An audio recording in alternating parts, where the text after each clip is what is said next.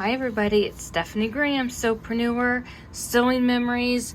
Here I am. Today is Friday Sews. It's August 4th, 2023, and I wanted to show you the books I found. They were either given to me or I found them at the thrift store. So I'm always on the lookout for decent sewing or crafting books, quilting books, things like that. It gives me some really good ideas, and here I am to share them with you. So this book is brand new. It was at the thrift store brand new, and it's the Raggedy Reverse Applique, and I've seen this years ago, but I didn't realize that's what it was called. The book is autographed by Kim, and I think her name's Denault, so you can correct me if I say it wrong. This business card was stuck in it, and it's from Tennessee is what it said, and you can even see that the envelope with the full-size patterns is still sealed. So I went on a day that the pink ticket was half off, so I ended up paying like 33 cents for this book, so that was definitely a good find. The next book my daughter found at our local Dollar Tree. It was $1.25, brand new, and it gives me some ideas. Again, I like ideas. How about you? But I went ahead and picked this one up. Now I know we have YouTube and you can have tutorials, but you kind of need to know what you're searching for on YouTube in order to know and learn. So when I find these books and I start to read them and educate myself, if I need a video tutorial, now I know what it's called, like what the technique would be called, so I can go search it on YouTube to get a better understanding. So if you don't know what you don't know, I would start with finding a book, look at the pictures, and see if it's something you like. From there, educate yourself. And that's when YouTube comes into play, right? So I went ahead and put some little tabs on some things I want to sew, like the Pentagon beanbag for my grandson. And then I'm going to use this pattern for the neckties whenever I make products, like memory bears and so forth. This is the pattern I want to use for the neckties when my customers send me some.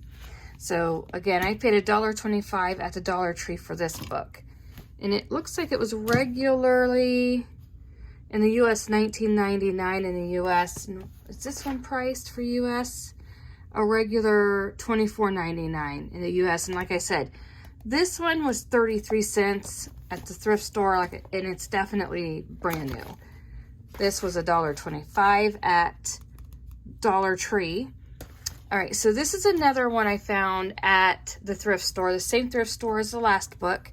And I have made Amish dolls in the past, and usually I make male and female Amish doll set for friends and family that are getting married. And when I saw this book, I didn't know it existed, so I was extremely excited about that. And again, this would have been like 33 cents. I bought it the same day, and it looks brand new. So it has the actual patterns in here, and you don't have to just make an Amish doll with these patterns. I mean, you can make any doll you want, but you get the drift. I was excited about finding this one as well. The regular price was $16.95, and like I said, I did not pay more than 33 cents for this book, so I was excited to find it. It comes with the boy and girl pattern. It comes for the clothes, the boots, the two different style of hats. So there we go with this one. This is a book we found at the Dollar Tree. My daughter found this one as well. So I paid $1.25 for this book, and it's brand new. It has a bunch of really great ideas. Again, I like books. I like to be able to take a book and sit down with my tea or coffee and just relax and look through. It gives me ideas. I think sometimes we're so bombarded with technology such as YouTube. It's nice just to have a book in our hands to, just kind of escape technology for a little bit. And it gets it kind of gets your brain moving again in different ways versus just always having technology playing in the background. Books are very important, and I like my books. All right, so I'm not 100% about everything that's in here. This was something I have seen years and years ago, like a long time ago. I didn't know what it was called. I didn't really know what to search for, but here we have it. It's called the Maya doll in this one, but I think it's pretty cool, and it's something I might give a try to, you know, later. If you've already made one, please let me know in the comments below. I think it's pretty cool. It's a neat idea. I might do a little bit differently, but still follow the pattern. And if I get stuck, I'm going to do a YouTube video tutorial and find out what's going on with it. Just all kinds of really great tips and ideas in here. I can enlarge this pattern and make it into more of a purse, or mainly like a bag for the library. My daughters and I go to the library every week. We're always getting movies and books, obviously, right at the library. And it's just, it looks like a really nice sturdy pattern to use. I like this idea. This is something I want to try. I want to make this pillow with a kaleidoscope quilt that I've already purchased the fabric for. Let me see if I can reach it, because I want to show it to you.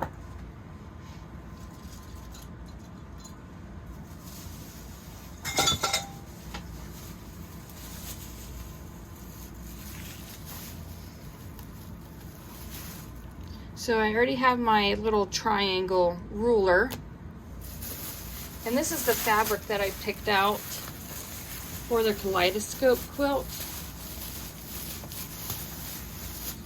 I've never made one before, so I'm excited to give it a try.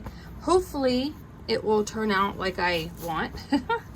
This I thought would be the back of the quilt, and then I was going to use this for like the kaleidoscope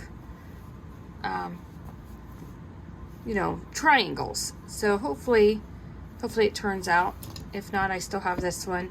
But if you made a kaleidoscope quilt, let me know in the comments below. I'd love to know.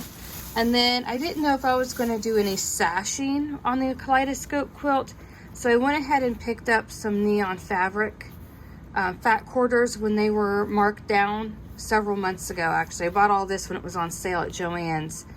And I bought this probably back in, see, is there a receipt in the bag?